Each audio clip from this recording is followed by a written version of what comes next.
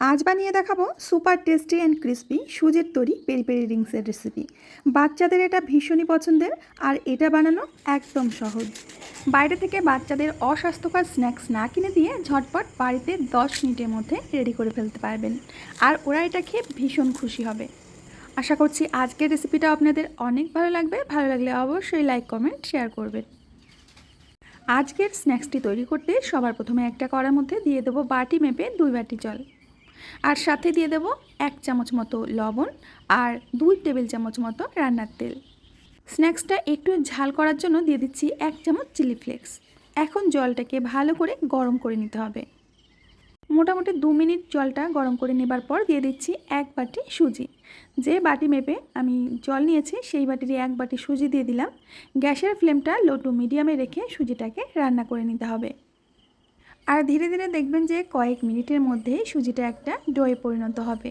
এখানে আপনারা জল আর সুজির পরিমাণটা একটু ঠিক রাখবেন। যতটা সুজি নেবেন তার দ্বিগুণ পরিমাণ জল নিতে হবে। সুজির ডোটা আমার রেডি হয়ে গেছে। এখন একটা থালার মধ্যে নামিয়ে নেব। এটা গরম গরম অবস্থায় মাখতে যাবেন না, একটু ঠান্ডা হলে তারপরে মেখে নেবেন। হাত দিয়ে ঠেসে ঠেসে একটু সময় নিয়ে সুজির ডোটা মেখে নিতে হবে। যেমন আমরা আটা মাখি, আটার মতো মসৃণ করে মাখতে হবে। হাতে লেগে গেলে একটুখানি তেল দিয়ে নেবেন।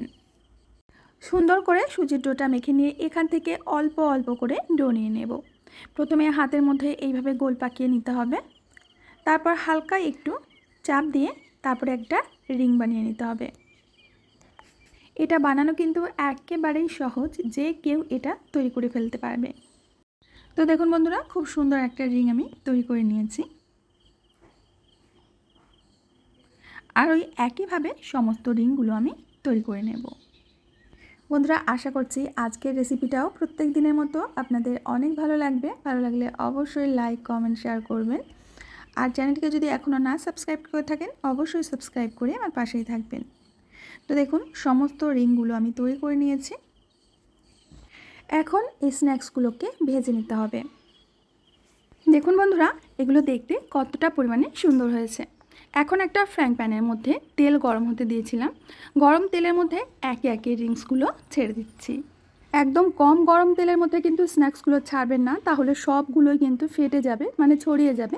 বা খুব বেশি গরম তেলে ছাড়বেন না, তাহলে বাইরে থেকে পুড়ে যাবে, ভেতর থেকে কাঁচা থাকবে। মিডিয়াম আঁচেই স্ন্যাক্সগুলোকে ভেজে নিতে হবে। দেখবেন যে 3 থেকে 4 মিনিটের মধ্যেই স্ন্যাক্সগুলো খুব সুন্দর আর ক্রিস্পি করে ভাজা হয়ে যাবে। যখন দেখবেন যে স্ন্যাক্সের কালারটা ঠিক এরকম আসছে, তখন স্ন্যাক্সগুলোকে তুলে নিতে হবে। তো একটা ব্যাচ আমার ভেজে নেওয়া হয়ে গেছে। এখন তেল থেকে তুলে নেব।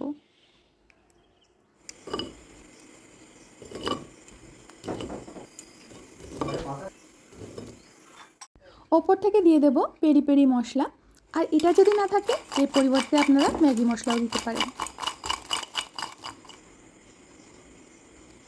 এগুলো দেখতে যতটা না সুন্দর হয়েছে, খেতে কিন্তু তার থেকে দ্বিগুণ মজার।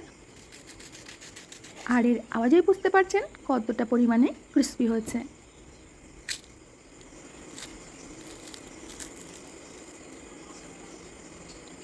বাচ্চা থেকে বড় সবাই কিন্তু এটা ভীষণ মজা করে খাবে, আর এটা খাবার পর আর বাইরের স্ন্যাক্স খেতেই চাইবে না। তো একইভাবে আমি সবগুলো স্ন্যাক্স ভেজে নেব। তো বন্ধুরা, আশা করছি আজকের রেসিপিটা আপনাদের অনেক ভালো লেগেছে। ভালো লাগলে অবশ্যই লাইক, কমেন্ট, শেয়ার করবেন। আমি আজ এখানেই বিদায় নেব। আবার দেখা হবে নতুন রেসিপির সাথে। ততক্ষণের জন্য সবাই ভালো থাকবেন, সুস্থ থাকবেন, আনন্দে থাকবেন।